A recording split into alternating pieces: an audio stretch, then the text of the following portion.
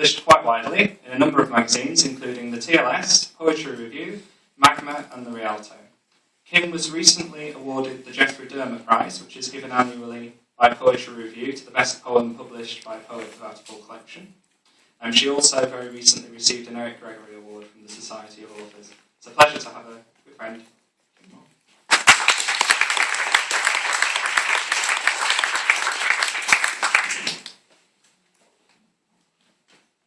The wolf. Yeah.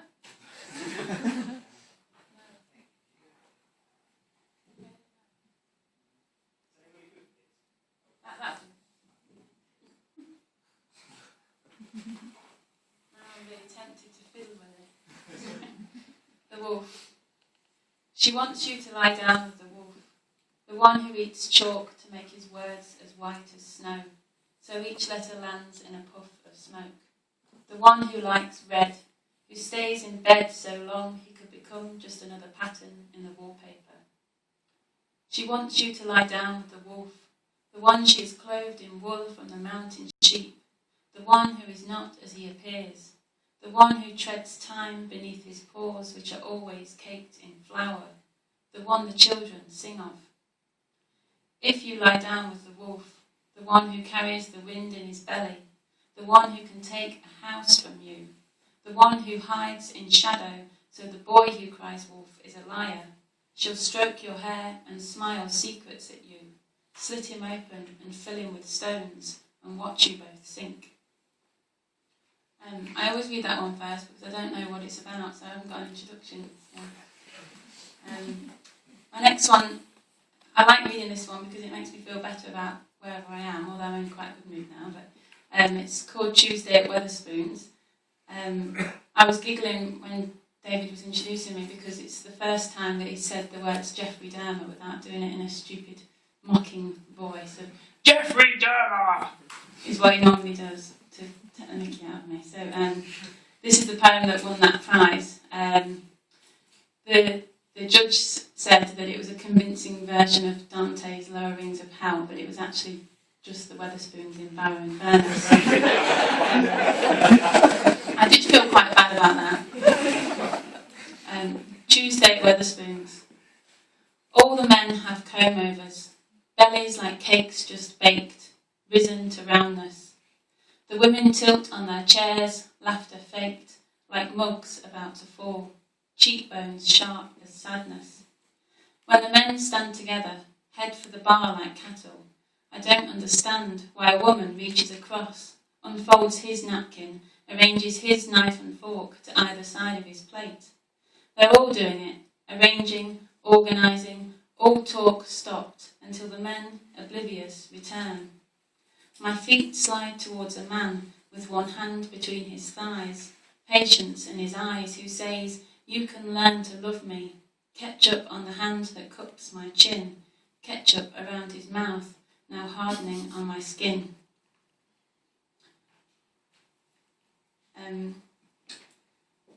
This next one's another poem about the Lake District. I can't promise that this will happen to you if you go there. It's taken me 7 years to find this incident. Picnic on Stickle Pike. You say you don't want me to describe the couple we saw, halfway up Stickle Pike, the woman dipping her head to the man's white belly, his penis lolling like a Labrador's tongue. I try instead to write about our picnic, the brown blanket you carried from the car, how you marched about, identifying flowers, spying with your binoculars on a fire engine crawling over Burker Fell. And what about the view, you say? We can see Scarfell and Crinkle Crags and Harterfell, and the sun is out and the wind farm is waving. But I'm thinking about that couple, middle-aged, embarrassed, hiding their faces in each other's tight embrace as we walked past. But before they noticed us, the woman was a long-necked bird, bending its proud neck to feed, and the man lay like an expensive table.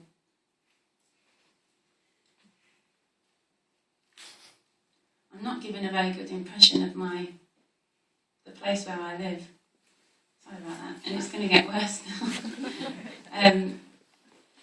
Every year I play trumpet in the Messiah, and last year was a memorial concert for the victims of the Cumbrian shootings. The Messiah that I play in, it always happens in St Bees in Egremont, or near Egremont, which is just where it all happened.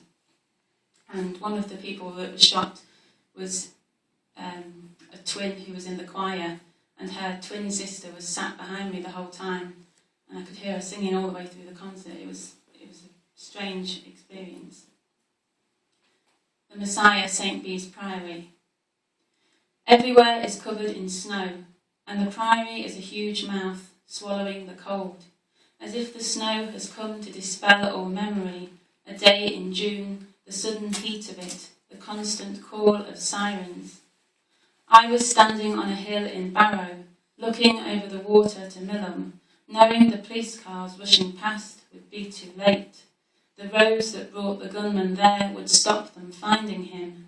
Ascombe, Broughton, Ravenglass, and all the tops of Corney fell between, and people cutting hedges, riding bikes who hadn't heard the news, who would stop and help a passing driver without thinking.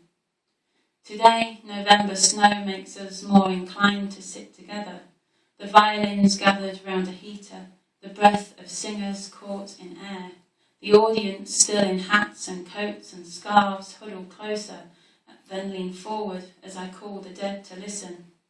They are singing hallelujah to forget that afternoon when the sun was a hand on the back of their necks, when villages, hardly talked about before, were the names on everybody's lips.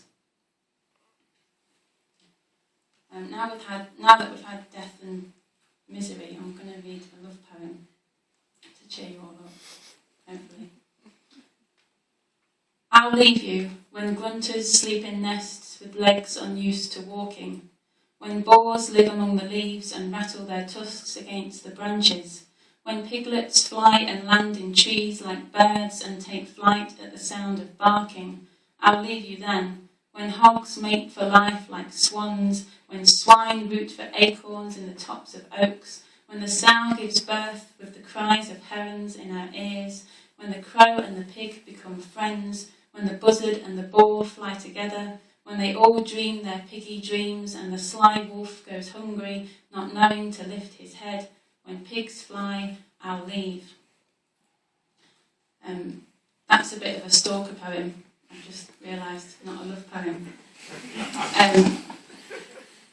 Never mind.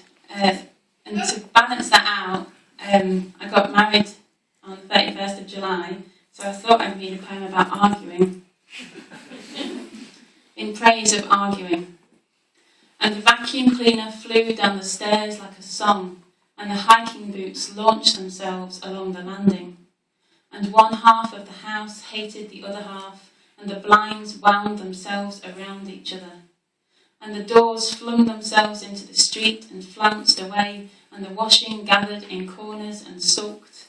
And the bed collapsed and was held up by books, and the walls developed scars, and it was a glorious, glorious year. My last one is a poem based on a poem by Matthew Sweeney. He wrote about, he had a retired thief in his poem. I've done a retired poet. I thought it would fit with the new young voices theme of the reading. Retirement. The poet has cut his hair and bought a flat in the city. At night he talks to the sky but doesn't write it down.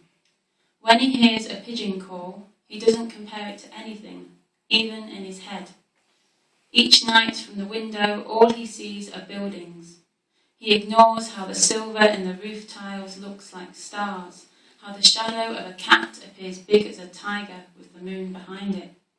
He's given his poems away, left them on bus seats, scattered the pages of his unfinished collection on the rails of the tube. Sometimes he imagines the footprints of the tube mice, sooty on his words, the swirl of pages showing off in the backdraft of a train. Thank you.